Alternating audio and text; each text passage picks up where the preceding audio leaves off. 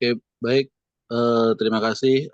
Assalamualaikum warahmatullahi wabarakatuh, teman-teman semua.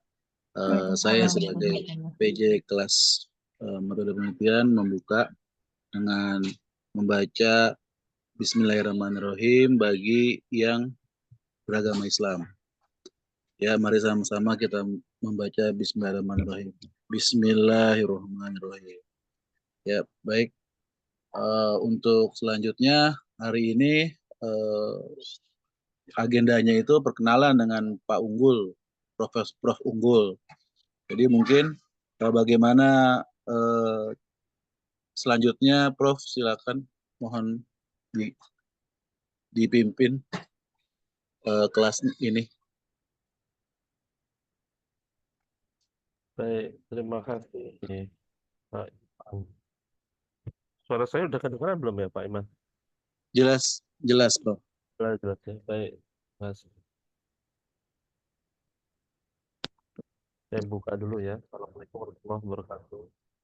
Selamat pagi, Bapak Ibu. Yang pertama-tama, jadi memang saya menginisiasi untuk tetap diadakan perkuliahan di hari libur ini ya. Namun demikian, untuk menghormati hari libur dan proses pilkada ya, jadi maksimal kita hanya 1 jam aja. Ya, maksimal itu sampai jam 9. Kalau lebih cepat lebih baik itu ya. Jadi supaya Bapak Ibu masih bisa punya kesempatan untuk mencoblos pilihannya ya. Terus kemudian yang kedua, kenapa saya itu tujuannya apa untuk perkenalan? Perkenalan ini terkait dengan terkait dengan metode perkuliahan sekaligus juga untuk mengkonfirmasi beberapa hal ini ya terkait dengan materi yang sudah didapat oleh Bapak Ibu supaya saya dapat gambaran. Kemudian yang ketiga terkait dengan metode itu nanti akan menyesuaikan masalah substansi ya, masalah substansi apa yang diberikan. Jadi Bapak Ibu sekalian, saya ini kalau dihitung-hitung di sini kita hanya plus minus hanya 4 pertemuan ya. Sampai pertemuan 15 itu ya. Jadi kita punya terbatas waktu. Dan saya bukan tipe dosen khususnya untuk yang apa ya, kuliah yang bareng-bareng satu mata kuliah 3 dosen, 4 dosen. Saya bukan tipe dosen yang senang memberi tugas. Jadi saya bukan tipe dosen yang senang memberi tugas. Karena itu metode perkuliahannya nanti tanya jawab aja, diskusi. Ya, diskusi. Supaya pemerataan, ya kalau yang pertemuan hari ini bolehlah bebas itu ya. Siapa mau tanya itu. Tapi untuk pertemuan berikutnya mungkin baiknya nanti Pak Iman digilir aja Pak Iman ya. Jadi dipergilirkan siapa yang bertanya di kesempatan pertemuan besok, kemudian berikutnya gitu sampai 3 pertemuan lagi gitu Pak Iman ya.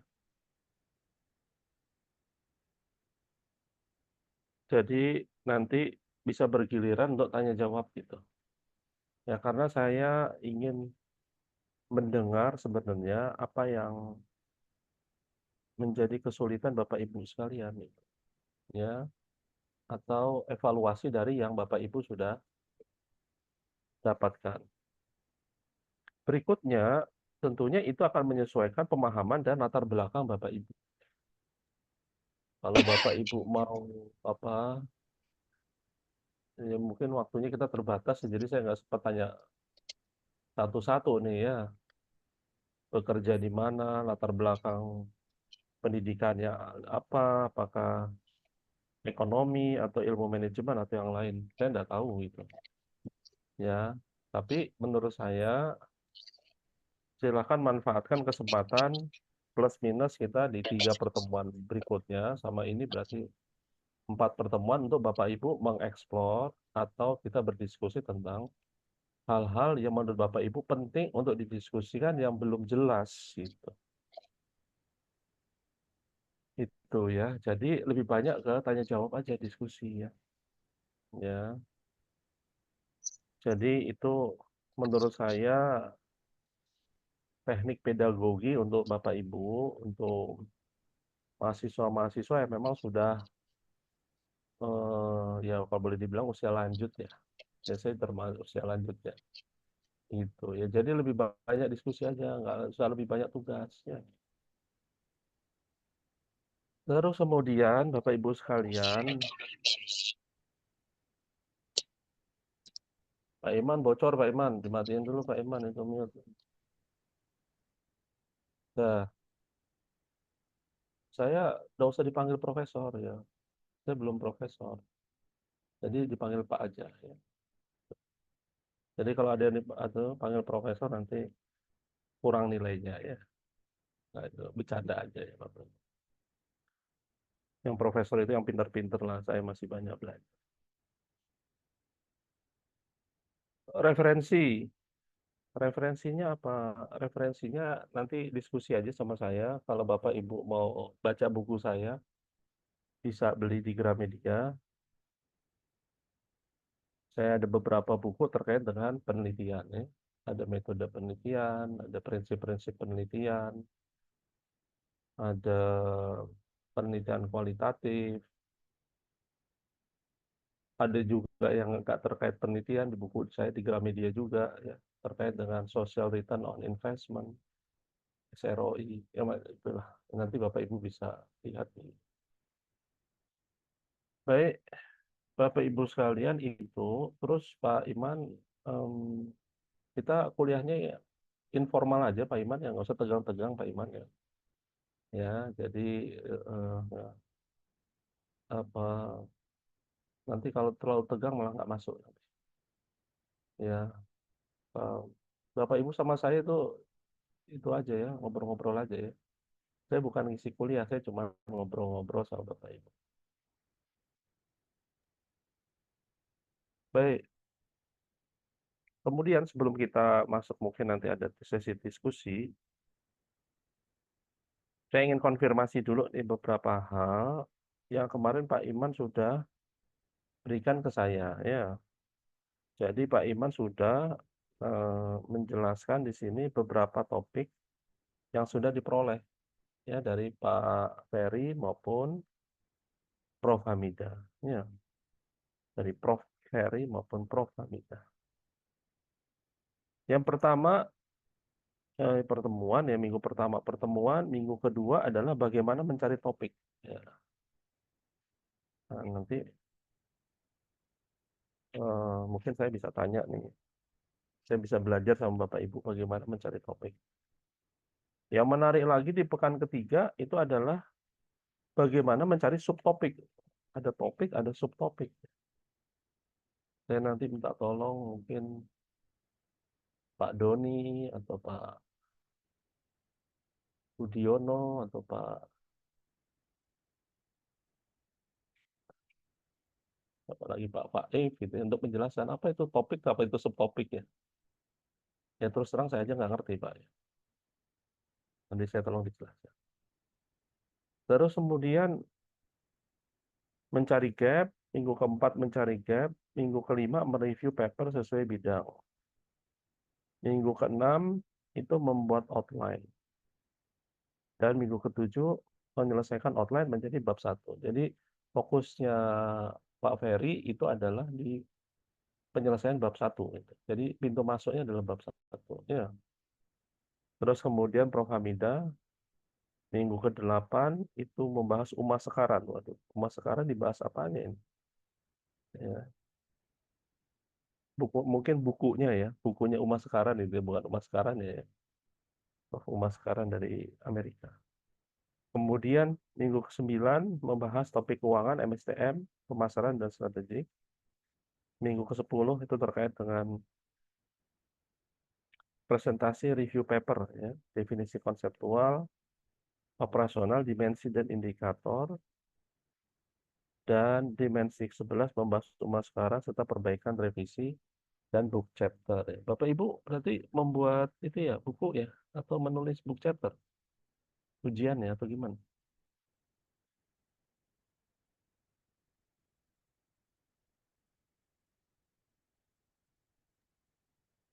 Izin Pak Unggul, kita udah sedang membuat book chapter, tapi memang belum ada untuk ke arah publikasi, gitu. Jadi cuma hanya buat aja, gitu. Hmm. Itu udah selesai atau jadi tugas kemarin dari Bu Hamidah udah dikumpulin kan atau? Belum. Ini kita belum selesai karena baru dealnya minggu lalu, book Hmm. chapter. Iya. Jadi kita selama 4 pertemuan kan kita banyak membahas yang dimensi gitu, indikator, Hmm. lalu Hmm. yang sudah duluan bagaimana membahas dimensi ke definisi konseptual gitu. Nah pas minggu lalu baru menentukan bahwa kita ada book chapter gitu. Hmm. Dan outline-nya uh, metode business research karangan ditulis sama Uma sekarang sama siapa gitu, Briggs apa. Hmm. Ya, ada 2 nulis untuk metode riset bisnisnya. Dan kita sekarang lagi berjalan ini untuk Hmm. menulis. Sudah ada beberapa teman yang selesai, tapi kan kalau book chapter kan harus keseluruhan. Hmm. Itu satu chapter berapa orang, Pak? Jadi kita kemarin kita sudah membangun 4 kelompok Kelompok. besar Hmm. bidang. Sesuai Hmm. bidang SDM, pemasaran, keuangan, dan strategik. Nah, Hmm. karena ada 2 kelompok yang besar untuk bidang manajemen pemasaran dan SDM, maka kita membagi 2 kelompok itu untuk Hmm. MSDM dan pemasaran. Jadi Hmm. ada 6 kelompok. Hmm. Kemudian untuk pembagian book chapter itu ada sekitar 16 chapter yang Hmm. mungkin kita di Uma sekarang sebagai outline, tapi Hmm. kita fokus sama 3 topik Pak Unggul. Di Uma sekarang itu ada bab-bab yang membahas bab 1, ada bab-bab yang bahas bab 2, ada bab-bab yang bahas bab 3. Nah, Hmm. jadi pembagiannya begitu kemarin kesepakatan dari diskusi kami. Hmm. Nah, untuk bab 1 itu ada 5 bab yang membahas bab 1, bab 1 sampai bab 5. Bab bab 1 maaf. Bab 1 dan 2 itu dibahas 5 bab. Hmm. Jadi bab 1, 2, 3, 4, 5 di buku Uma Sekarang itu membahas bab 1 dan bab 2. Nah, itu Hmm. dipegang oleh kelompok bidang SDM. Hmm. Kemudian untuk bab 6 sampai bab 16 itu dibagi sama 3 bidang. Hmm. Pemasaran, keuangan, sama strategik. Gitu Hmm. kira-kira Ya berarti di pembagiannya. ya, 4 kelompok itu terus kemudian disebar ke 4 kelompok bidang tadi ya. Iya, betul. Baik. Ya pada intinya Bapak Ibu udah bagus-bagus ya. Udah bisa nulis buku kan ya. Karena udah bisa nulis Ya, buku ya, ya. Bagus. biasa aja sih, Pak. Iya, Pak iya. Unggul biasa Eh, aja. Saya yang harus belajar gitu ya. Nulis buku ya, penulis buku kan nggak main-main ya. Jadi pada dasarnya saya yang mahasiswa, Bapak Ibu yang dosen gitu kan. Karena Bapak Ibu udah nulis buku kan susah tuh nulis buku kan. Ya. Jadi nanti saya banyak belajar dari Bapak Ibu. Baik, Bapak Ibu. Jadi itu untuk konfirmasi saja supaya saya dapat gambaran gitu. Sebenarnya banyak yang saya mau tanyakan ini apa ya materi-materi yang tadi saya sebutkan yang Pak Iman udah tulis itu ya, yang dimensi, terus kemudian topik, subtopik, gap gitu. Ya, tapi udahlah saya simpan aja. Baik, Bapak Ibu sekalian, eh, ini berarti ini berarti masih ada yang belum selesai mengerjakan book chapternya kan ya. Jadi masih ada yang berproses, ada yang sudah selesai. Baik, Bapak Ibu, jadi mungkin kita bisa manfaatkan waktu sekitar 20-25 menit. Kalau ada Bapak Ibu nih yang kebetulan lagi bikin chapternya, ada yang mau ditanyakan, atau saya bertanya kepada Bapak Ibu, saya persilakan. Nah, Jadi izin kita santai. bertanya, Pak. Ya, silakan Pak. Ya, jadi ini Pak Unggul, kalau kemarin-kemarin kan yang sudah berjalan untuk Pak Peri dan Prof. Hamida, kan itu lebih banyak ke penelitian kuantitatif ya, Pak Unggul. Nah, mungkin kalau boleh di apa namanya di yang bahasan-bahasan kita dengan Pak Unggul boleh dimasukkan tentang metode kualitatif Pak Unggul, dan karena memang juga ini kemungkinan juga apa namanya dari beberapa apa namanya artikel-artikel yang saya baca, dan mungkin niatannya itu nanti disertasi saya mungkin akan ke arah mix metode gitu, metode kualitatif dan kuantitatif. Nah, mungkin dan saya terus terang sampai sekarang penelitian-penelitian tentang kualitatif itu belum pernah gitu. Jadi mungkin saya pengen lebih banyak tahu tentang penelitian kualitatif. Mungkin itu Pak Unggul. Ya, baik Pak.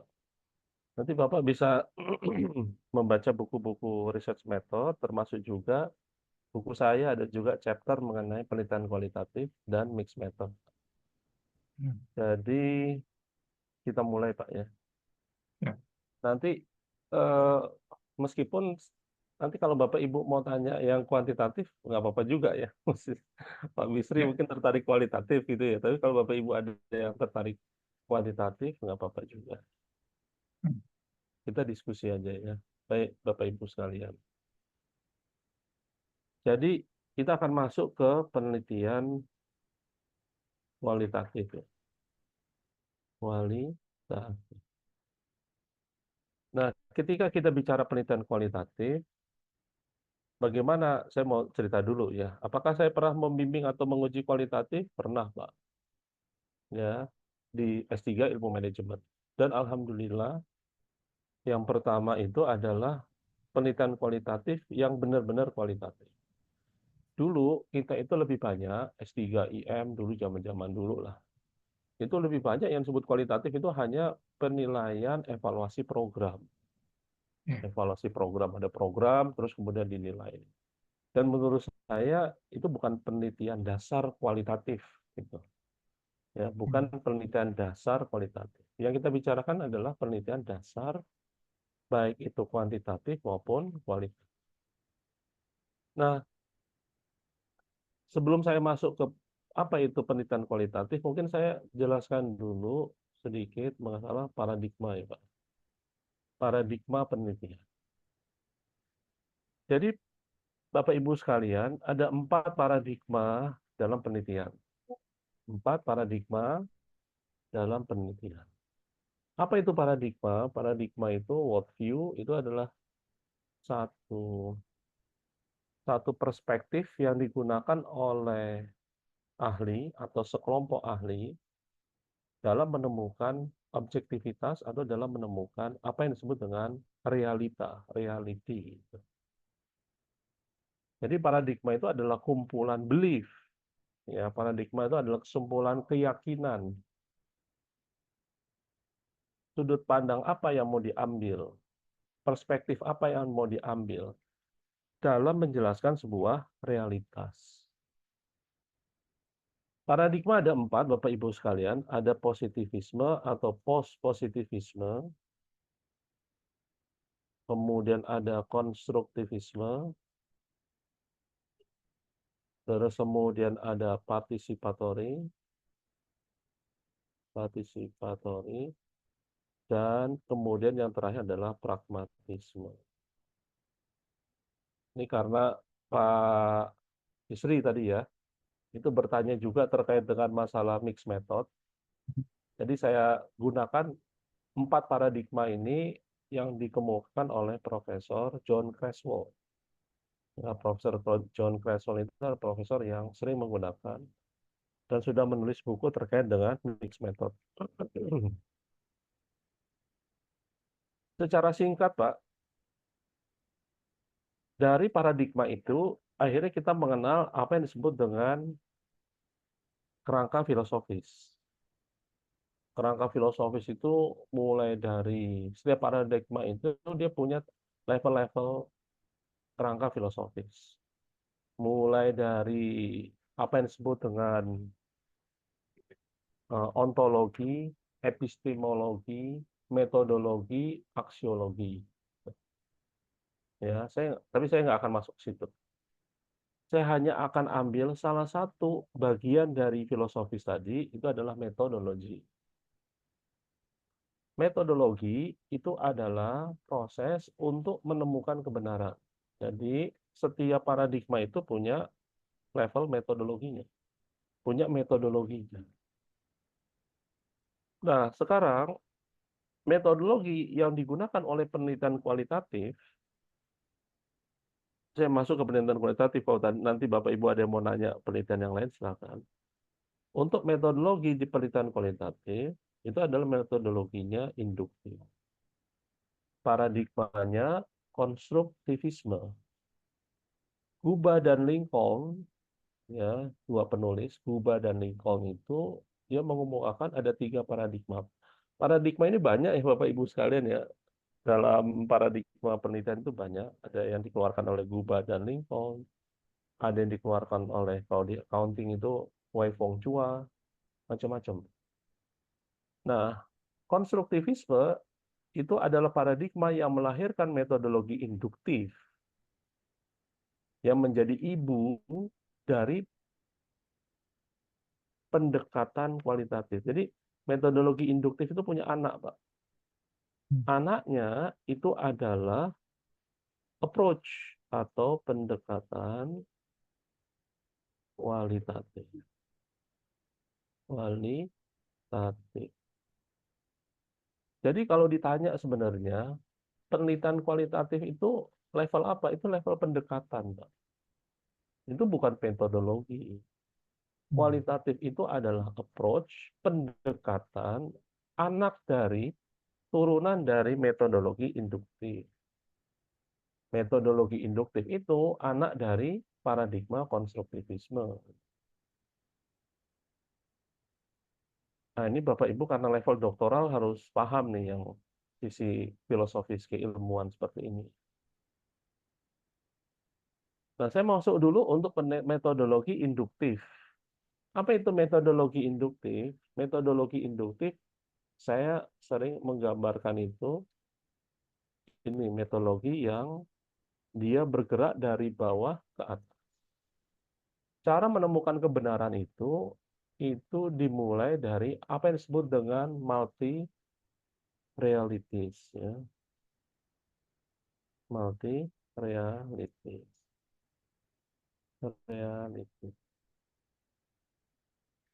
Kenapa begitu, Pak? Karena konstruktivisme dalam level ontologinya itu juga mengatakan bahwa yang namanya kebenaran itu bukan singular, tapi plural realities atau multi realities. Berbeda dengan positivisme yang mengatakan bahwa kebenaran itu sifatnya adalah singular, single. Karena itu nanti dikenal apa yang disebut dengan penggunaan metodologi deduktif dengan general theory atau one theory for all. Sedangkan metodologi induktif itu metodologi yang berangkat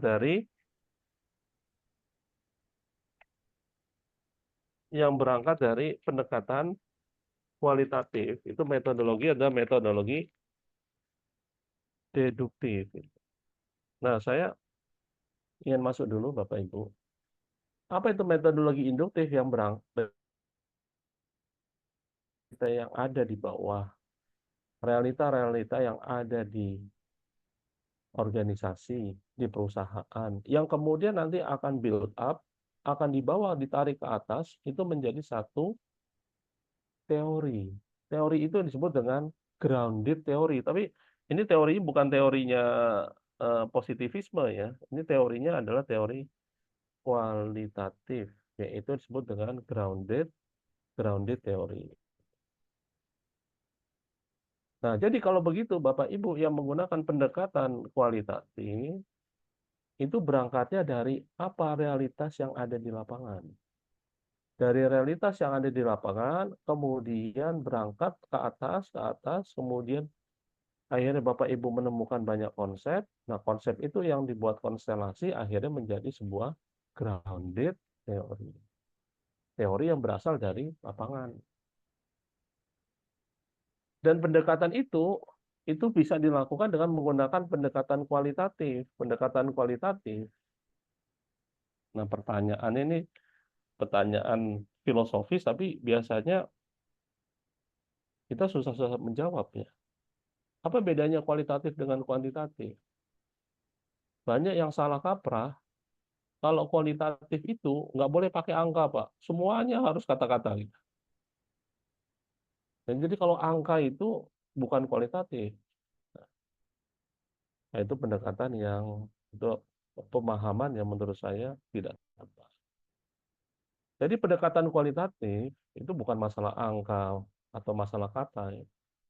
Bapak bisa melakukan pengambilan data menggunakan survei pun, hasil survei pun dibahas, itu tetap disebut pendekatan kualitatif. Isinya pendekatan kualitatif itu bisa membahas angka, itu pun bisa dikatakan pendekatan kualitatif. Jadi pendekatan kualitatif itu bertumpu kepada subjektivitas. Kualitatifnya itu mengarah kepada subjektivitas. Subjektivitasnya apa? Peneliti. Jadi kata-kata kualitatif itu merefer to researchers subjectivity. Jadi peneliti itu memiliki subjektivitas. Subjektivitas untuk apa, Pak? Subjektivitas untuk menganalisis data, itu yang paling penting. Menganalisis data dan menarik kesimpulan. Jadi itu diberikan kewenangan yang besar kepada peneliti kualitatif untuk menganalisis data dan menarik kesimpulan. Sebentar Pak ya, saya mohon maaf, saya izin sebentar. Saya ke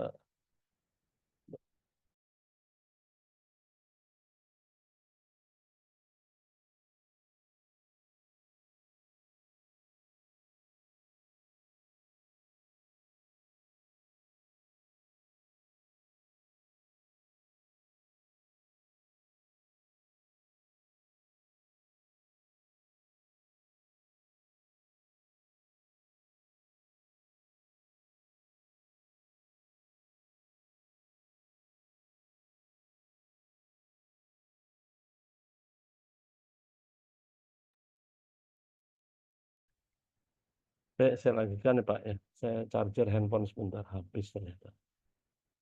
Baik.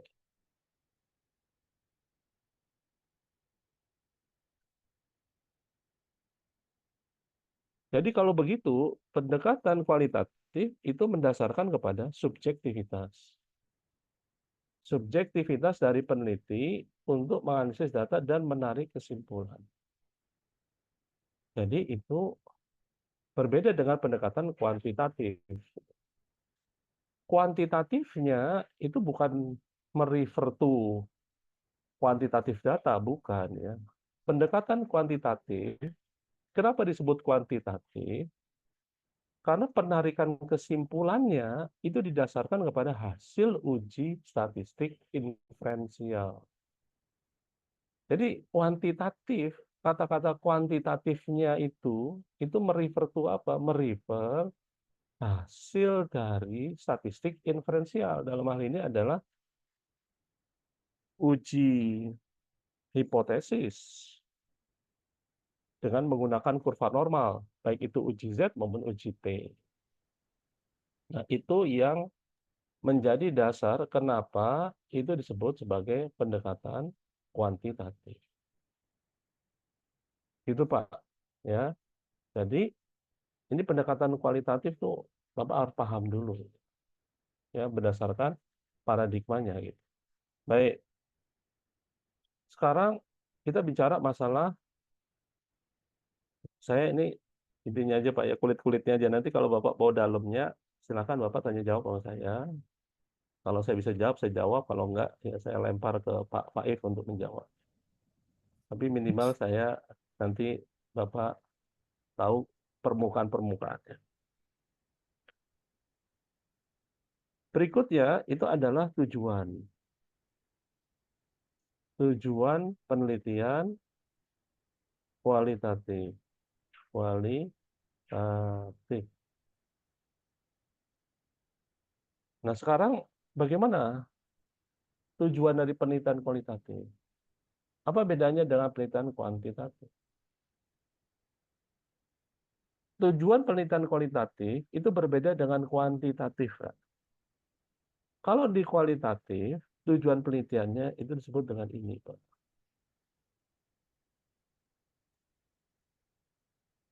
Transfer ability. Transfer ability. Sedangkan penelitian kuantitatif, untuk kuantitatif ya, kuantitatif itu adalah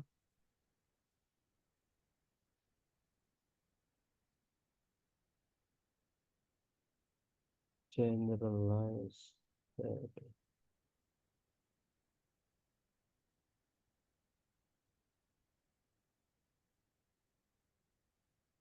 Sedangkan penelitian kuantitatif tujuannya adalah generalized ability. Generalized, ya.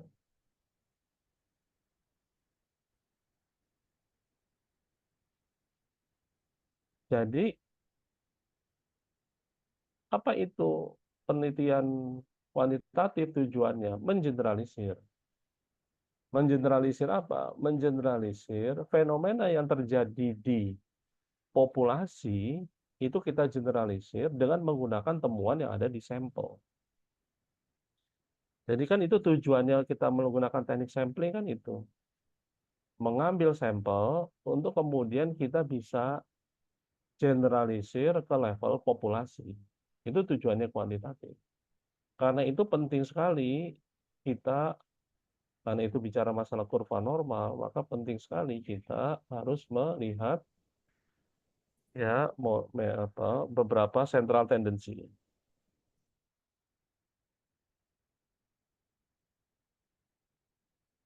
Nah, kita penting sekali untuk bisa mencoba untuk generalize itu. Di sisi lain, penelitian kualitatif itu tujuannya adalah transfer ability. Apa itu transfer ability? Transfer ability adalah penelitian kualitatif yang baik, itu adalah penelitian kualitatif yang bisa diterapkan di tempat lain. Penelitian kualitatif itu adalah penelitian yang bisa diterapkan di tempat yang berbeda, dalam konteks yang berbeda.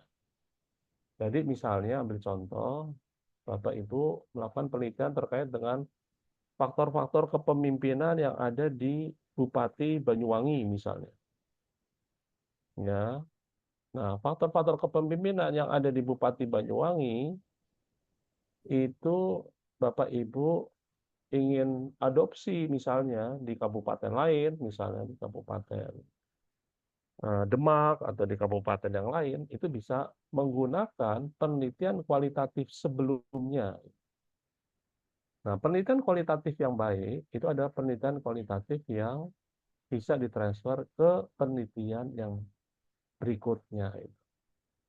Nah, itu tentunya nanti supaya bisa mencapai tujuan ini, kita punya standar kualitas atau standar mutu, ya, yaitu kualitatif punya apa yang disebut dengan validity dan reliability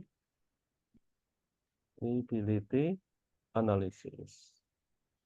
Jadi kualitatif juga punya validity and reliability, ya.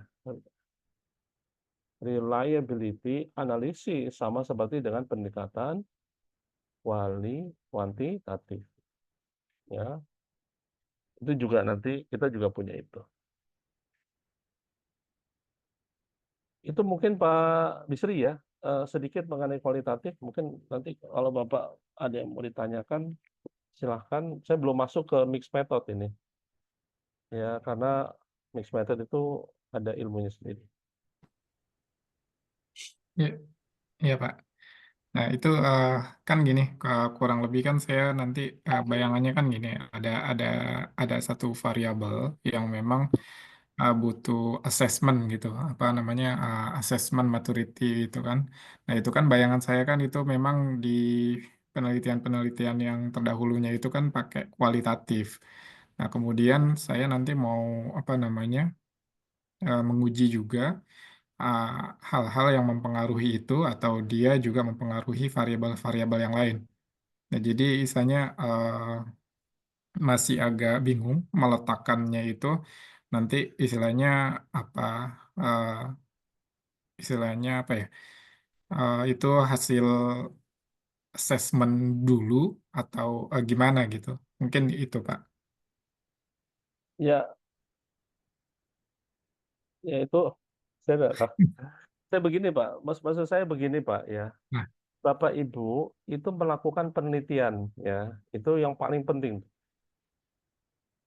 Saya nggak tahu apakah itu dijelaskan atau tidak oleh Pak Ferry maupun Bu Hamidah. Tapi Bapak Ibu harus paham itu apa yang disebut dengan ini Pak ya. Bapak Ibu tuh harus paham apa yang disebut dengan ini Pak. Penelitian ya. Jadi Bapak Ibu tidak melakukan laporan, Bapak Ibu tidak melakukan hal yang sederhana. Bapak Ibu melakukan ini, penelitian, research. Ini yang menurut saya harus benar-benar dipahamkan. Saya enggak tahu, maksud saya, ya Bapak kalau misalnya hanya assessment, sounds to me itu masih relatif sederhana gitu. Tapi saya enggak tahu apakah itu konteksnya nanti penelitian atau bukan itu. Nah, Bapak Ibu itu akan melakukan penelitian, research. Itu karena itu kalau saya, tapi saya nggak apa-apa, saya memang sengaja saya minta di akhir Bapak Ibu, supaya saya bisa tahu Bapak Ibu dapat apa dari dosen-dosen sebelumnya gitu. Nah, Bapak Ibu itu melakukan research, penelitian. Penelitian itu, research itu berasal dari dua suku kata, Pak. Ada re dan ada search. Jadi penelitian, apa yang disebut dengan penelitian? Penelitian itu adalah pencarian kembali, pencarian ulang. Research.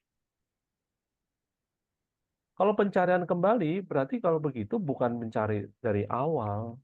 Bapak Ibu itu melakukan pencarian ulang, pencarian kembali. Berarti sesuatu itu sudah ditemukan sebelumnya.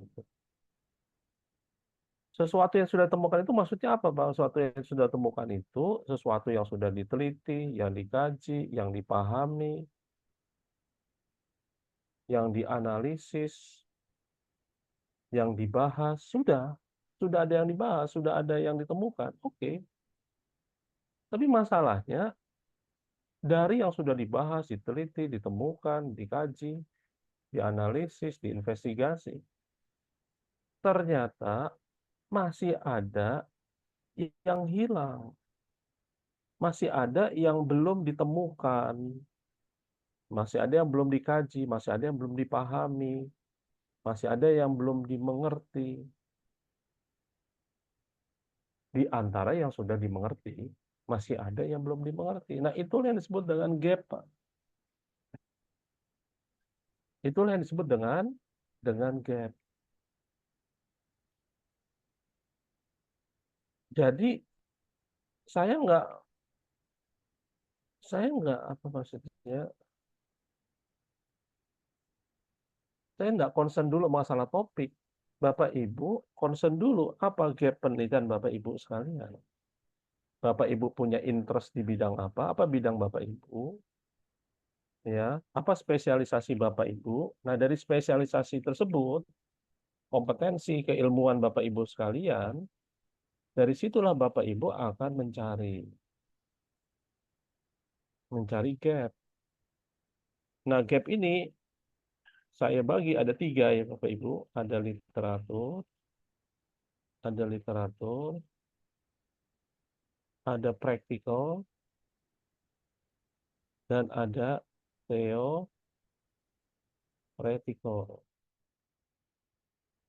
Nah, tergantung sekarang Bapak Ibu mau gap yang mana. Untuk research gap Bapak Ibu mau ambil apa? Literatur gap, practical gap, theoretical gap.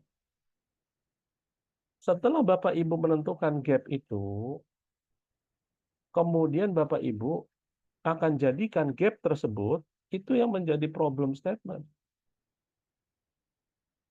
Ingat ya Bapak Ibu, saya menulis di sini problem statement. Jadi rumusan masalah itu bukan pertanyaan loh ya. Bukan pertanyaan Bapak Ibu. Bapak Ibu mungkin dulu S1, S2 kalau bikin masalah penelitian bentuknya pertanyaan. Apakah ini berpengaruh? Itu bukan masalah. Masalah itu adalah pernyataan. Diambil dari mana? Diambil dari research gap. Terus kemudian yang pertanyaan itu apa, Pak? Yang pertanyaan itu namanya research questions. Pertanyaan penelitian. Research questions. Nah, jadi dalam konteks Pak Bisri tadi, saya harus mendalami itu, Pak ya. Maksud saya gini, konteksnya berarti Bapak akan melakukan assessment. Ya, Bapak akan melakukan assessment. Assessment terhadap apa itu, Pak Bisri? Ya, jadi gini Pak, kan selama ini kan digitalisasi itu diukur kan cuman penggunaan aplikasi, kemudian cuman investasi terhadap alat, ya kan? Nah, ini saya pengen ngukurnya itu bagaimana mengukur dari ada enam dimensi gitu. Nah, itu pakai teorinya digital maturity model awalnya kan gitu. Nah, itu terus mengadopsi modelnya di apa namanya literatur sistem informatika itu digital maturity gitu. Ini mau ngeses sebenarnya ini si apa namanya satu organisasi inilah saya mention aja koperasi gitu yang saya mau ini. Nah, ini dia seberapa mature dia mengadopsi teknologi digital gitu. Oke, ya, baik. Hmm. Kalau saya itu berarti kemungkinan besar itu modelnya adalah riset terapan itu, Pak. Nah, ya. Itu riset terapan. Nah, sekarang begini Bapak Ibu, saya nggak jadi masalah Bapak Ibu mau riset terapan atau riset atau penelitian fundamental, penelitian basic, atau penelitian terapan, saya nggak jadi masalah. Faktanya adalah, intinya adalah Bapak Ibu harus punya kesamaan persepsi dengan promotor, kopromotor. Hmm. Bertahun-tahun saya mengajar di IM, ilmu manajemen, itu yang selalu saya tegaskan di awal. Ya, kenapa? Karena saya banyak menyaksikan, Pak. Ya, di awal-awal Bapak Ibu semester 1 belajar MATLAB dengan saya, Bapak Ibu pengen menerapkan early warning system. Bapak Ibu mau menerapkan bagaimana melihat debitur yang bagus tuh gimana caranya. Bagaimana menganalisis nasabah. Oke, nggak jadi masalah. Permasalahannya adalah Bapak Ibu nanti bicara dengan supervisornya atau dengan promotornya harus jelas. Promotor pengen apa? Promotor itu pengen penelitian dasar atau penelitian terapan. Itu harus jelas, harus ketemu. Kalau nggak kayak gitu, nggak ketemu-temu, Pak. Nah, misalnya kayak Pak Bisri tadi. Pak, saya mau menghasilkan model untuk melihat level transformasi digital. Atau ketika saya bimbingan misalnya, Pak Unggul, saya mau bikin model untuk assessment manajemen risiko. Saya mau bikin model assessment kualitas audit. Saya mau, oke, nggak jadi masalah. Tapi saya paham itu riset terapan. Berarti kalau begitu, gap-nya itu dari practical gap. Berarti itu gap-nya dari gap yang ada di lapangan. Apa masalahnya? Output-nya itu adalah pengembangan. Berarti nanti adalah pengembangan dari model yang sudah ada itu. Ya nggak apa-apa, nggak jadi masalah. Paham saya, karena saya dosen pembimbingnya. Hmm. Nah, yang jadi masalah, Pak, Bapak Ibu latar belakangnya praktisi, didorong penelitiannya penelitian dasar, bicaranya Bapak Ibu mau bikin model analisis ini, early warning system ini, digitalisasi ini, yang dipikirin dosen tuh cuma cari jurnal artikel. Outputnya itu adalah hipotesisnya diuji. Mana kerangka konseptualnya?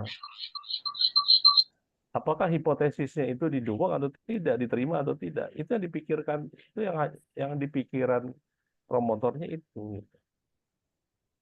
Nah, kalau yang seperti itu nggak ketemu kan, gitu. Kitanya Hmm. pengen penelitian terapan, dosennya ternyata penelitian dasar. Saya paham, Pak, saya paham itu ya. Apalagi Bapak Ibu yang latar belakang praktisi pengen bikin itu, gitu. Nah, kalau begitu gimana akhirnya, Pak? Ya kalau begitu Bapak harus siap. Saya bilang, Hmm. Bapak Ibu harus siap. Harus siap apa? Ya minimal Bapak Ibu harus siap ngomong. Bapak Ibu kan 2 semester lagi atau 3 semester lagi dapat propotor. Bapak Ibu harus ngomong di awal, saya mau menghasilkan terapan, gitu, model. Kalau menghasilkan model, berarti Bapak Ibu akan pengembangan model, practical gap-nya, hasilnya itu. Nggak ada hipotesis loh ya, Bapak Ibu ngomong ke promotor gitu lah, istilahnya gampangnya ekstrimnya gitu loh. Ya. Nggak ada hipotesis ya Bapak Ibu, gitu, Pak. Jadi di awal kita memang harus ngomong itu gitu. Ya kalau misalnya itu oke, di awal, nah insya Allah berikutnya lancar. Gitu Pak bisa. Ya. Siap, Pak. Makasih, Pak. Pak Unggul, Iya Pak, betul. semudah itukah berbicara dengan promotor? Hmm. Ini kan jadi masalah juga kadang-kadang, ya kan? Ya mudah Pak, cuman ngomong kan mudah. Kalau Udah gitu. oh, Karena Bapak, kadang malah menyingkron maunya kita dengan maunya promotor itu kan, ya saya pikir sesuatu yang nggak mudah gitu kan. Nah ini kendala kita sih sebetulnya di awal ya seperti itu mungkin ya. ya intinya begini Pak sebenarnya. Eh, ya, saya nggak usah ngomong masalah apa ya. Ya kalau kebebasan akademik itu pasti ada ya. Tapi masalahnya kan Bapak Ibu punya psychological gap. Nah, Bapak Ibu punya psychological gap. Gitu. Yang penting Bapak Ibu nggak apa-apa punya psychological gap, tapi jangan knowledge gap gitu. Jadi Bapak Ibu harus punya knowledge yang kuat dulu gitu. Terus begini Pak, lebih baik itu diomongin sekarang, artinya ketika Bapak Ibu dapat itu, daripada nanti Bapak Ibu terkatung-katung. Karena saya pernah mahasiswa itu curhat juga sama saya Pak, masalah terapan, masalah terapan, masalah dasar. Jadi mereka curhat, Pak Unggul, saya tuh nggak susah gitu loh, jelasin sama promotor saya juga apa maksudnya nggak bisa nerima itu terkait dengan apa tujuan penelitian saya yaitu ingin bagaimana menyeleksi membuat sistem early warning system supaya saya nasabah yang mengajukan pinjaman ke BPR saya itu saya sudah bisa analisis tuh manajemen resikonya gitu loh apakah mereka nanti akan kredit macet atau enggak gitu. Tapi profesornya itu atau promotornya itu mintanya penelitian dasar gitu. Jadi nggak pernah ketemu itu loh. Itu bersemester-semester nggak pernah ketemu, Pak. Jadi menurut saya masalahnya bukan di mana-mana. Masalahnya ibu harus ngomong ke promotor dari awal. Itu buat kebaikan ibu juga gitu. Gitu loh, Pak. Maksud saya, mendingan pahit di awal daripada nanti Bapak Ibu udah bertahun-tahun nggak selesai-selesai disertasi. Ya, Bapak Ibu kan mau selesai disertasi kan 1 semester. Nah, jangan sampai 1 tahun kan gitu. Nah, kalau bisa ya itu di awal pahit sekalian pahit gitu, tapi sehat gitu. Daripada manis di awal, pahit di akhir. Itu Pak Budiono. Nanti kalau misalnya Pak Budiono sulit ngomong sama promotor, saya bantuin. Minimal Oh, saya boleh bantu begitu, doa. Prof ya. Ya saya bantu doa kan boleh.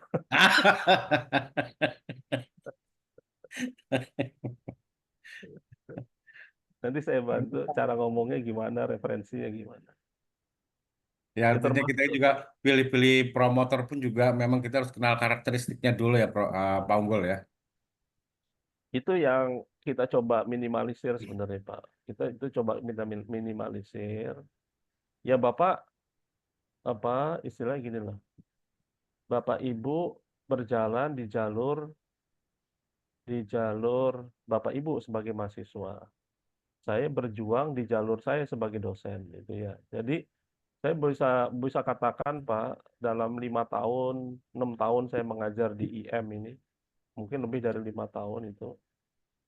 Ya, insya Allah lah sedikit-sedikit sudah mulai ada perubahan, Mbak. Sudah mulai ada perubahan dari sisi mindset itu. Ya, dari sisi mindset promotor, dosen-dosen kita udah mulai ada perubahan. Saya coba untuk merubah supaya mereka itu lebih terbuka. Ya, misalnya ambil contoh nih, sedikit aja Pak sebelum kita akhiri ya. Misalnya ambil contoh masalah dimensi, indikator, variabel gitu. Ya, dulu itu Pak, dosen-dosen IM itu sangat ngotot sekali yang namanya variabel itu harus bikin sendiri skala pengukurannya. Ya, jadi pengukuran variabel itu harus bikin sendiri. Jadi Pak Budiono pengen meneliti variabel A misalnya, ya itu harus bikin. Item-itemnya harus dibikin itu. Dulu tuh ngotot sekali. Alhamdulillah dalam 2 tahun ini saya gempur terus ya, mereka sudah mulai boleh menggunakan instrumen-instrumen yang diadopsi. Jadi Bapak Ibu menggunakan instrumen orang aja, instrumen ahli maksudnya bukan orang-orang biasa nih ya, instrumen ahli pakar dari penelitian sebelumnya untuk pengambilan data. Dulu itu anti sekali, jadi Pak Budiono harus bikin, ya. Terus kemudian Bu Eko harus bikin, ya. Bu Risa harus bikin. Tapi sekarang kita bisa tuh Pak Budiono mengadopsi penelitiannya itu pakai instrumennya para ahli, pakar gitu. Jadi nggak perlu bikin sendiri. Itu Oh ya, perjuangannya Prof. keras. Oh ya, Pak Unggul. Di Ya, buku-buku itu kan biasanya di buku-buku itu sudah ada misalnya mereka mengusulkan kisi-kisi, pernyataan-pernyataan dan lain sebagainya. Itu mungkin bisa kita adopsi dan kita sesuai dengan lokasi penelitian kita mungkin, Prof ya. Ayo, iya, Pak Unggul ya. iya. Kalau diadopsi nggak apa-apa Pak. Tapi saya paling anti bikin. Saya paling anti bikin. Kenapa saya anti Bapak Ibu? Bapak Ibu tuh bukan S3 evaluasi pendidikan, bukan. Bapak Ibu tuh S3 ilmu manajemen. Kita tuh urusannya urusan manajemen, Pak. Urusan manajemen aja. Manajemen strategik, MSDM, pemasaran, operation, itu aja udah pusing gitu loh. Bapak Ibu tugasnya itu adalah membenahi praktek manajemen, bukan bikin kuesioner. Kalau Bapak Ibu S3-nya itu evaluasi pendidikan, tujuan Bapak Ibu bikin kuesioner siswa itu aktif, kuesioner. Enggak, itu bukan pendidikan, Pak. Core ilmu kita itu bukan pendidikan. Core ilmu kita itu adalah di bidang ilmu manajemen. Jadi Bapak Ibu fokus ke substansi gitu.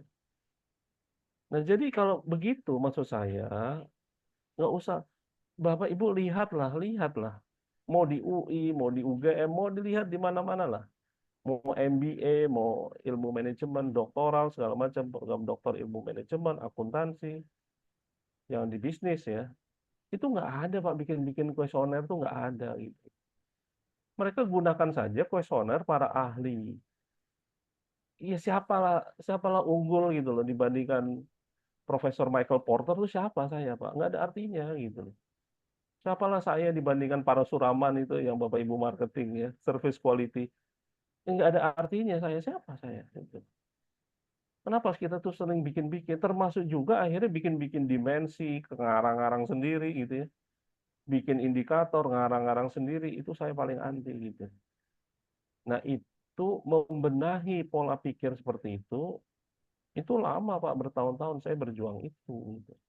Dan alhamdulillah sekarang Bapak Ibu dosen-dosen udah mulai mengerti itu yang kayak gitu-gitu. Oh, Pak Budiono adopsi dari siapa? Pak Budiono adopsi dari misalnya dari Profesor Porter ya, instrumennya Porter, ya udah pakai aja. Gitu. Oh udah pakai, nggak usah Pak Budiono bikin-bikin sendiri gitu. Kalau mau bahasanya disesuaikan, konteksnya disesuaikan ya monggo, nggak jadi masalah. Tapi substansi itemnya, akhirnya kita tuh bikin-bikin, udah bikinnya juga nggak ada referensinya. Pada saat uji model, SEM-nya di AMOS-nya salah juga gitu. Karena kita biasa latah, bikin dimensi, tapi di SEM, nggak tahu Bapak Ibu mungkin udah paham AMOS ya. Kalau di SEM, di Structure Information Modeling, kalau ada dimensi, itu masih analisisnya itu second order analysis. Di structural model itu second order. Tapi lucunya kita itu, dulu ya, lulusan S3 IM itu bikin dimensi, semua variabel ada dimensinya, tapi ketika bikin gambar di SEM-nya, first order semua. Bukan second order, harusnya kan ada second order kayak Parasuraman itu, service quality, ada 5 dimensi, itu ada second ordernya, ada analisisnya. Nah itu maksud saya Pak, semua itu dasarnya ilmu. Semua itu dasarnya ilmu. Kalau dasarnya kebiasaan ya, itu bukan ilmiah menurut saya. Itu Pak Budiono, singkatnya. Ya. Prof, izin tanya Prof, satu Prof, belum di akhir Prof. Ya. Terakhir ya Pak Busran. Ya, nuhun Prof. Ini kalau saya mungkin bisa diberikan arahan Prof, gimana ya? Saya memang punya satu keinginan untuk disertasi saya itu benar-benar sangat berkualitas itu Prof. Karena juga satu itu, yang kedua juga bagaimana juga nanti disertasi saya itu bisa bermanfaat untuk misalnya untuk petelaah kebijakan segala macam itu kan. Jadi bukan hanya sekedar saya pajang di library saya gitu lah. Iya. Seperti tesis dan skrip saya kan cuma saya pajang di library, tapi kayaknya kok saya rasa nggak ada manfaatnya gitu. Nah ini saya terkait dengan ini Prof. Saya itu terkait dengan pertanyaan yang menggelitik saya ya. Saya juga 20 tahun kerja di dunia profesional, kemudian terus sedikit mengerti ilmu manajemen gitu kan. Jadi yang saya rasakan bagaimana industri di dalam negeri itu kok tidak bisa compete dengan industri luar negeri, satu itu. Yang kedua juga industri yang ada di Indonesia itu hanya bisa menghasilkan yang low teknologi gitu kan. Sementara yang di luar negeri itu bisa menghasilkan yang high teknologi. Nah, sekarang juga mengalami kemunduran di mana industri agriculture itu tidak bisa menjadikan negara Indonesia itu menjadi eksportir yang surplusnya banyak, Prof. Nah, kita cenderung dari hari ke hari itu makin ke sini makin impor, Prof. Jadi gula impor, terus beras impor. Jadi itu betapa kita justru di industri agriculture aja kita tidak bisa berhasil, Prof. Kemudian juga kemarin berita terakhir yang agak mencengangkan tuh banyaknya industri tekstil yang mengalami, perusahaan tekstil yang mengalami keguguran, Prof. Jadi apa namanya istilahnya kolaps lah. Tekstil ya. Nah itu saya melihat kok ada seperti kayak negara gagal itu, Prof. Dalam quote-unquote dalam segi industrialisasi ya, Prof. Jadi dalam in term of industrialisasi itu Indonesia akan menjadi sebuah negara yang gagal. Nah, saya menggelitik ingin saya research ini, saya ingin telah dengan membandingkan misalnya kayak di negara-negara yang secara industrialisasi berhasil ya, seperti kayak kalau di Eropa itu kayak Jerman, Inggris, kalau di Asia ada apa itu Asia Timur Raya itu ya, ada Jepang, China dan Korea Selatan. Kemudian kalau di Amerika Selatan juga ada yang mengalami kegagalan ya, seperti Brasil, Argentina dan Meksiko itu juga gagal mengembangkan sebuah industrialisasi. Dan ini ingin saya perbandingkan ya, negara-negara yang sukses dengan negara-negara yang fail, yang gagal. Dan menjadi satu acuan referensi bagaimana kita nanti menawarkan bagaimana membangun industrialisasi ya, yang dengan perspektif yang helikopter view, yang holistik, dari from A to Z-nya itu, sehingga nanti yang saya hasilkan tuh bisa menjadi sebuah referensi, Prof. Nah ini mungkin saya mesti dibimbing siapa, arahnya ke siapa, atau Prof Unggul sendiri yang akan membimbing saya gitu kan. Saya juga nggak mau seperti pengalaman S1 S2 Pak, hanya menjadi buku simpanan di library gitu kan. Bahkan orang baca halaman pertamanya itu langsung ditutup. Tulisan apa ini gitu. Nah, kita pengen belajar dari situ, Prof. Iya, Terima kasih, Prof. ya makasih. Nah itu udah berapa berkurang tuh nilainya manggil Prof saya terus. Tadi Pak Tadi mau saya Bisra, kasih tahu Pak Unggul. tadi Pak Bisra udah terlambat itu. Ya nggak apa-apa Pak Bisra ya. Kurang 5 poin, Pak Unggul. Satu dipanggil. kata profesor kurang 5 Ya, poin. ya, saya maksudnya agak telat nih. Ya nggak apa-apa. Soalnya Saya ada dipanggil. budaya di sini, Pak Parno dipanggil Prof. Itu saya juga, Pak Prof bisa juga dipanggil Prof. Saya juga ikutan manggil Prof. Iya. Saya tadinya mau manggil Syah Unggul itu. Oh iya, iya. Iya, iya. Teman-teman ada yang manggil juga saya itu. Ya, saya gini aja lah. Ya, saya biar akrab aja Pak. Kalau profesor kan untuk yang pintar-pintar, saya masih belajar. Baik Pak. Itu penting tuh kata kuncinya tuh. Saya nggak mau detail dulu masalah substansi Pak ya. Itu masalah industrialisasi itu panjang ceritanya. Ya, industrialisasi termasuk juga hilirisasi itu panjang ceritanya itu ya. Inovasi itu ada 2 tahapannya ya. Pertama itu adalah kita mengidentifikasi kebutuhan dulu. Dari sisi kebutuhan itu baru kemudian kita melakukan inovasi kan gitu. Tapi itu panjang lah gitu. Tapi saya ada kata kunci untuk Bapak Ibu sekalian ya. Yang tadi disebutkan oleh Pak Bisron. Ini Pak. Manfaat. Kalau ditanya banyak mahasiswa khususnya S3 di Indonesia ya, sependek pengetahuan saya, ketika saya tanya apa yang paling Anda ingin raih atau apa yang ingin Anda capai atau apa yang paling Anda concern terkait dengan disertasi Anda, mereka akan bilang novelty. Dan dosen-dosen pun sudah terbawa ke situ. Gitu. Mereka akan bicara masalah novelty. Mereka lupa, Pak, bahwa ada satu hal yang paling penting itu yang harus dimiliki oleh sebuah penelitian, itu adalah manfaat, signifikansi, kontribusi, manfaat. Nah, itu sependek pengetahuan saya, kalau di negara maju, Pak, tempat saya menimba ilmu, itu mereka nggak khawatir masalah novelty, Pak. Yang mereka khawatir itu manfaat. Itu yang tadi disebut Pak Bisron itu ya. Bu Sri Mulyani kan udah ngomong, kenapa kita masih jadi negara yang middle income trap? Karena sudah dikeluarkan 20% dari APBN untuk dana pendidikan, riset-risetnya itu nggak ada manfaatnya gitu. Nah, jadi kalau begitu yang dinilai itu apa manfaat? Nah, manfaat ini Bapak Ibu bisa Bapak Ibu peroleh kalau Bapak Ibu itu bisa mengidentifikasi ini gap-nya.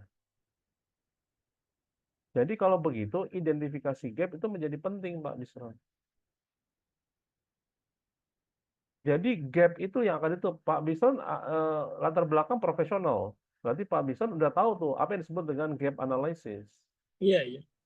Gap analysis itu adalah kita membandingkan antara ekspektasi dengan realisasi kan gitu. Iya. Kita membandingkan antara target dengan realisasi, budget dengan implementasi. Iya. Nah, apa target-target pemerintah terkait dengan inovasi? Apa target pemerintah terkait dengan hilirisasi, industrialisasi, manufacturing? Apa targetnya? Dan sampai mana kita? Iya. Realisasinya sampai mana? Betul, Nah, gap itu yang mau ditutup oleh Pak Bisron kan itu kan. betul. Tapi kalau begitu, Bapak mengambil apa yang disebut dengan practical gap.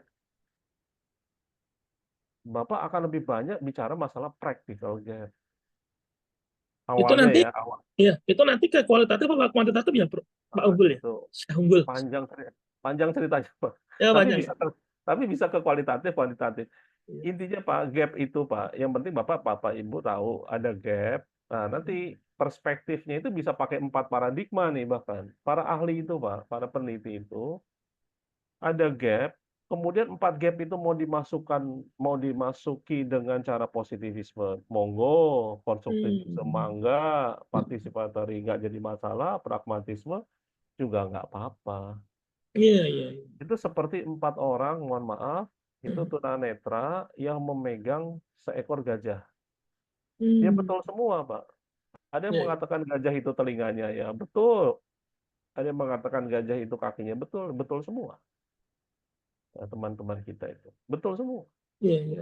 Oke, saya masuk dulu ke sini. Berarti Bapak akan ambil dari gap itu. Iya. Poin saya adalah, kalau misalnya Pak Bisron berharap, cita-cita Pak Bisron, bagaimana Pak penelitian saya itu penelitian yang impactful? Ya berarti Bapak harus fokusnya ke impact. Bapak Oh, fokusnya ke manfaat. iya. Gimana saya bisa punya manfaat yang impactful? Ya harus jelas gap-nya. Apa yang Bapak Ibu atasi? Apa yang mau Bapak Ibu mau angkat? Bolak-balik Pak. Misalnya ambil contoh nih. Misalnya ambil contoh satu aja.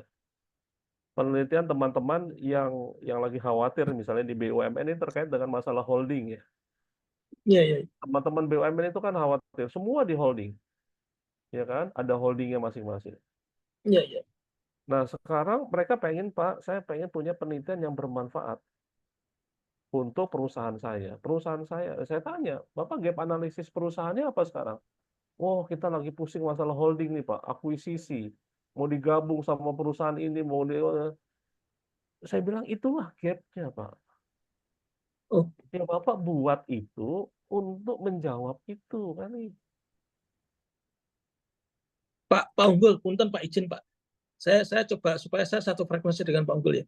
Karena saya gini, yang dimaksudkan Pak Unggul tadi kan practically gap. Misalnya saya mencontohkan ada gap antara akses pendanaan ya. Jadi di negara-negara yang berhasil industrialisasi itu seperti Jepang, Asia atau Korea, Cina itu kan cenderung dia interest rate-nya kan sangat rendah. Bahkan cenderung mereka pakai national interest account, biaya pembiayaannya kecil. Nah, sehingga produk-produk mereka compete karena biaya produksinya kecil. Satu itu, yang kedua mungkin terkait dengan masalah teknologi bisa jadi gap juga, Prof. Apa seperti itu, Prof? Pak Unggul, yang dimaksud Pak Ya, Unggul tadi. ya itu saya bilang tadi Pak Bisor panjang juga nih kalau ngomong masalah Iya, iya. cost efisiensi. Jadi misalnya saya ambil contoh Pak Bisron ya, saya ambil contoh aja. Apa yang disebut dengan manufacturing cost? Manufacturing cost itu Pak, kan tadi Pak Bisron katakan manufacturing kita terpukul.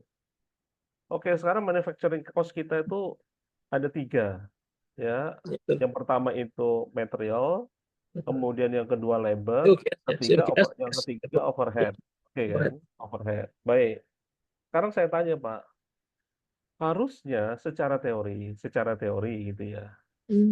Secara teori, material sama direct labor itu kan bisa dikontrol, Pak. Itu kan Betul. uncontrollable. Secara teori, overhead itu uncontrollable. Kenapa? Karena dia masalah tarif jasa.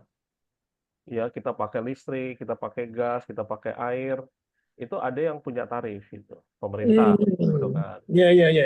Tapi pertanyaan, keluhannya teman-teman saya cerita ini, saya cuma nerusin omongan ketua, saya agak lupa ya, ketua asosiasi pertekstilan Indonesia kalau tidak salah. Dia cuma ngomong sekarang masalahnya yang material cost sama yang direct labor juga uncontrollable. Sekarang misalnya ambil contoh yang direct material, Pak. Iya, iya. Yang direct material cost itu Bapak pakai biaya impor, itu Betul. itu harga barang-barang impor juga sekarang nggak bisa dikontrol, Pak. Betul. Semua negara itu yang tadi Bapak bilang proteksi sendiri-sendiri kan. Betul. Setiap negara proteksi sendiri-sendiri. Kalaupun dia mau ekspor, mau buka keran ekspor, dia akan jual harga mahal. Itu Presiden Trump itu udah nggak bisa dikontrol, Pak. Sekarang material. Sekarang labor. Labor itu dengan ketentuan upah minimum provinsi, upah minimum regional, belum lagi undang-undang cipta kerja, itu jadi uncontrollable juga, Pak. Karena peran pemerintah, karena perusahaan itu nggak bisa gaji seenaknya, nggak bisa. Iya. Dia uncontrollable juga. Iya. Sekarang manufacturing cost-nya itu aja 3 komponen aja sudah uncontrollable semua. Ditambah satu fakta, keran impor dibuka bebas. Gitu. Iya. Exactly. Itu Jadi kejadian Pak, kejadian. iya itu kejadian itu. Jadi menurut saya itu dari sisi substansi, tapi saya nggak Iya, ngomong iya. substansi dulu Pak Apa? ya. Jadi saya fokus ke situ. Oke, ini terakhir Pak, terakhir. Nah, Bapak Ibu, tolong perhatikan ada segitiga, itu namanya segitiga ini Bapak Ibu. Karena Bapak Ibu yang berasal dari praktisi itu harus paham ini ya. Itu disebut dengan segitiga research ability. Saya nggak gambar segitiga, tapi Bapak bayangkan aja ini jadi segitiga ya. Bapak Ibu seperti Pak Bisron. Wah, ini menarik, ini menarik, ini menarik, ini menarik. Ini masalah, ini masalah, ini masalah. Indonesia ini lagi kepukul di sini, kepukul di sana, kepukul di sini, kepukul di sana. Burning questions ya. Kenapa bisa begini? Kenapa bisa begitu? Ini menarik, ini akan dikaji. Tahap awal Bapak Ibu melakukan penelitian adalah tahap ini. Burning questions. Tapi setelah Bapak Ibu burning questions, Bapak Ibu harus melakukan ini.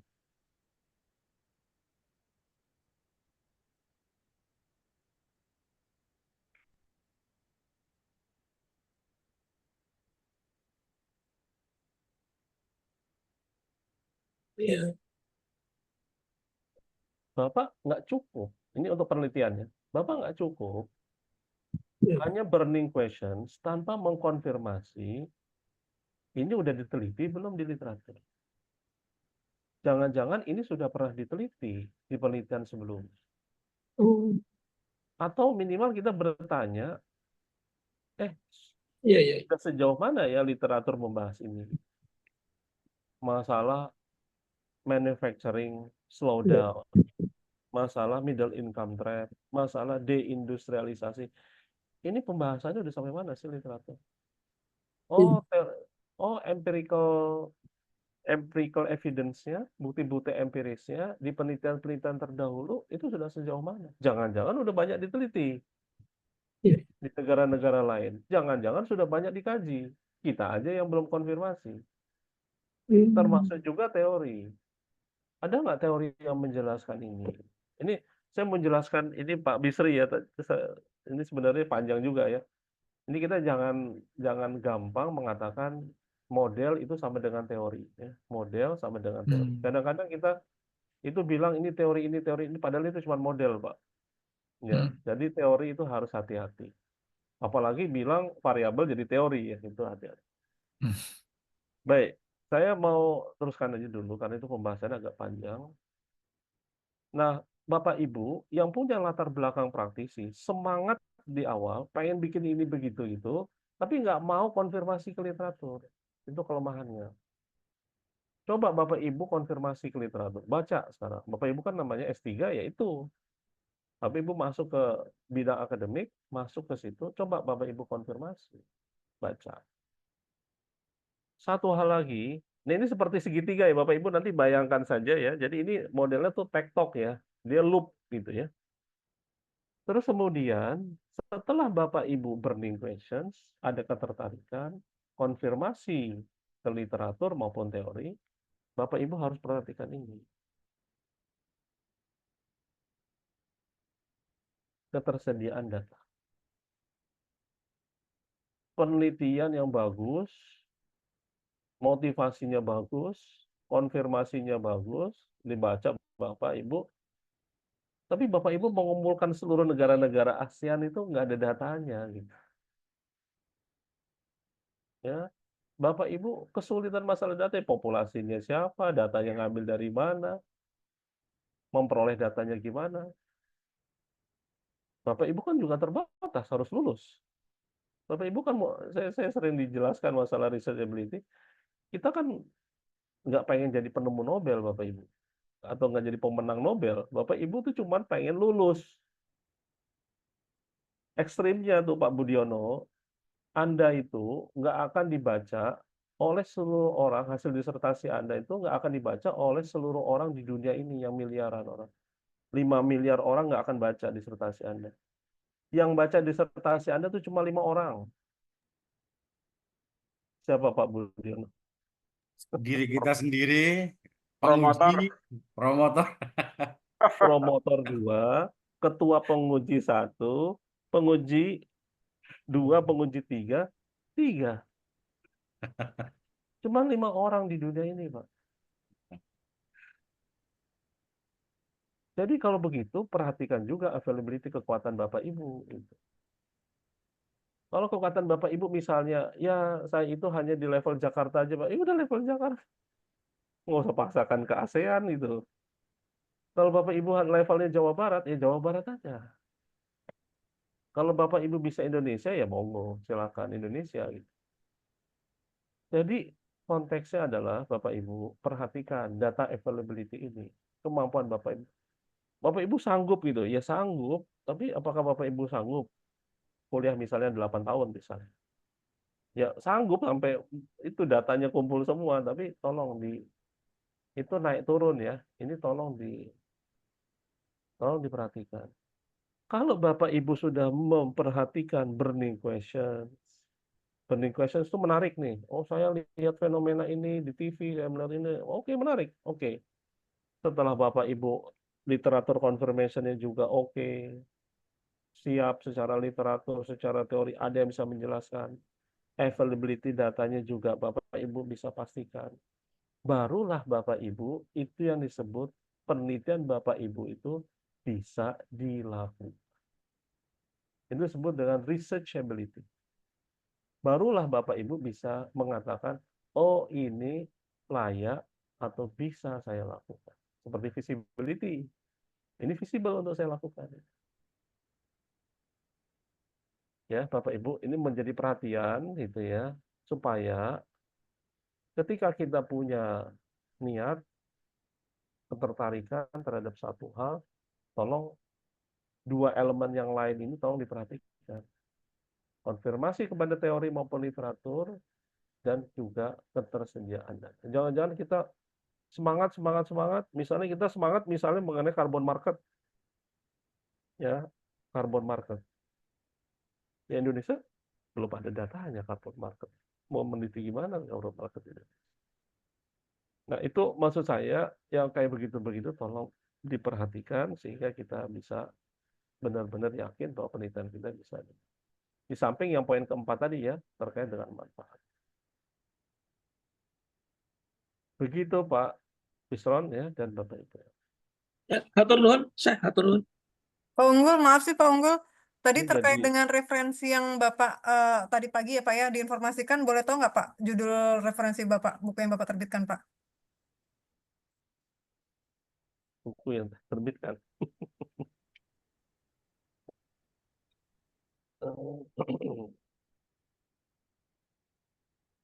Untung meluncur kayak nih Gramedia ini. Ini terus terang ada beberapa teman yang ini udah terbatas banget tuh. Saya cetak alhamdulillah udah cetakan ketiga, udah habis. Di Gramedia itu juga udah dibatasi ya. Jadi kadang-kadang ada di Gramedia Matraman, ada Gramedia Pandanaran, Semarang. Terbatas. Ini buku saya, metode penelitian, prinsip dan praktek, Bu. Metode penelitian, prinsip dan praktek. Ini buku saya. Oke Pak, terima kasih. Ya. Kalau sudah habis, Pak Unggul, PDF-nya boleh. Bisa aja. Itu saya juga lagi pikir ya mungkin Gramedia bisa jadi penerbit karena Gramedia bisa pakai PDF ya, pakai PDF. Kalau sudah habis ya cetak baru lagi Bapak Ibu, saya pesankan cetak gitu. Kalau misalnya sudah habis ya, nanti saya pesankan saya cetak ulang. Tapi mungkin butuh waktu. Atau ada soft file-nya mungkin Pak? Ya soalnya ada di saya, Ada. ada. Tapi kan buat saya. Baik, gitu ya Bapak Ibu ya. Terima kasih Bapak Ibu untuk perkenalan dulu aja ya. Untuk perkenalan. Jadi nanti kita modelnya begini aja. Kadang-kadang, ya bukan kadang-kadang ya. Waktu kita aja udah habis untuk tanya jawab. Jadi maksud saya begini Bapak Ibu, ini sekaligus untuk review dari Pak Ferry dan dari Bu Hamidah. Ya. Ya, saya paham Bapak Ibu ilmunya udah banyak karena udah nulis buku ya. Namun mudah-mudahan saya bisa bantu-bantu untuk penulisan buku ya, Bapak Ibu, supaya buku itu. Kalau saya sih ditanya ya, saya suka ditanya, Pak Unggul misalnya nggak kasih tugas Pak, kasih tugas book chapter apa-apa. Saya selalu bilang begini ke mahasiswa, apalagi S3 IM ya. Bunga itu kan indah atau mekar pada waktunya gitu. Ya. Dan Bapak Ibu itu waktunya belajar gitu. Bukan mekar gitu. Jadi Bapak Ibu tuh waktunya belajar, bukan mekar. Bapak Ibu, saya tuh ngambil S3 itu benar-benar menikmati belajar Bapak Ibu. Nanti Bapak Ibu ada waktunya untuk meneliti, sharing segala macam. Tapi sekarang waktunya Bapak Ibu untuk belajar dan menimba ilmu. Jadi ya saya nggak seperti dosen-dosen lain gitu yang harus publikasi, harus book chapter, enggak lah. Nanti Bapak Ibu juga tambah berat beban hidupnya ya, Pak Bisri ya. Bapak Ibu kan beban hidupnya kan berat-berat. Kalau boleh usul semua mata kuliah Bapak Unggul aja yang ngajar, Pak. Iya, Oh iya ya. setuju Pak. Pak Bis. Setuju. Iya Pak Unggul, maaf. Jadi kalau Pak Unggul kan seakan-akan kita ini udah pakem nulis buku, padahal ini sebenarnya kan cuman sampai pada kelas resume saja sebenarnya Pak Unggul. Jadi ya kita tetap minta arahan yang lebih banyak dari ilmu Pak Unggul, gitu Pak Unggul. Pak Unggul, apakah kita ada kemungkinan luring tatap muka? Sebaiknya gitu dong Pak Unggul. Luring. Saya mudah-mudahan pekan depan ya Pak, mudah-mudahan. Ya. Saya sampai akhir Desember, sampai pekan 3 Desember ada. Ya mudah-mudahan Pak, mudah-mudahan. Insyaallah. Bapak Ibu total berapa orang sih satu kelas? 21. Oh, dapat. Baik, begitu ya Bapak Ibu, jangan lupa untuk mencoblos. Sudah Pak, saya Pak. Pak kita foto dulu ya Pak. Foto apa Bu? Ya foto ya, silakan. Siapa yang mau Oke ya, foto? Bapak Ibu ya. Kita foto dulu. 1, 2, 3. Oke, sudah. Baik, terima kasih Bapak Ibu. Saya pamit ya Bapak Ibu. Terima kasih. Assalamualaikum warahmatullahi wabarakatuh. Selamat malam. Waalaikumsalam. Waalaikumsalam warahmatullahi Terima kasih, wabarakatuh. Pak. Terima kasih Terima Pak. kasih Pak Unggul, terima kasih. Terima kasih, Turhun.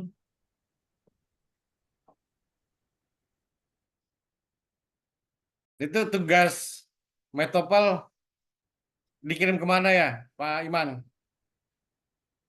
Ada link di drive-nya kemarin Pak. Oh, ada linknya ya? Ada.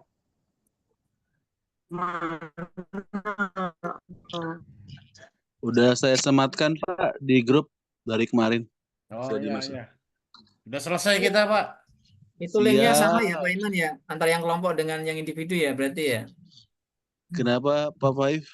Linknya sama ya, satu folder itu yang book chapter Iya. masuk ke folder book chapter, yang individu masuk yang di luar book chapter gitu ya. Yang individu belum saya buat itu. Udah ada yang masukin ya? Belum sih, Bapak saya udah nanya siap itu. belum. Siap. Oh, berarti bikinin Wah, gercep dia pokoknya. Mainin ke perusahaan mulu. Yang individu akhir tahun nih, Pak Iman. Ini ngeri Yang ini individu di sini akhir nih, tahun kan? ngeri semua ini. Ini mudah-mudahan nggak ada tugas ini, kayaknya agak Asik top. Sepakat, Asik ya. sepakat besok asinkronus ya, warisan pendidikan ya, saya sampaikan ke Pak Parno ya. Iya baik. Oke, Baik. ya, Jadi besok minggu ini nggak ada kan ya, Pak Parno? ya, Nggak ada. asinkronus ada tapi asinkronus istilahnya gitu pengerjaan tugas. Jadi tetap absen aja, kita. Ibu, saya nanti diminta info di grup ya Bapak Ibu kalau ada yang tinggal terus yang bawa motor soalnya. Makasih. Masih Apa sih itu namanya Mak? Yang bulat sama kuning itu? Siap-siap ini ya, nyoblos ya. Yuk, pamit. Assalamualaikum. ya makasih ya, pamit.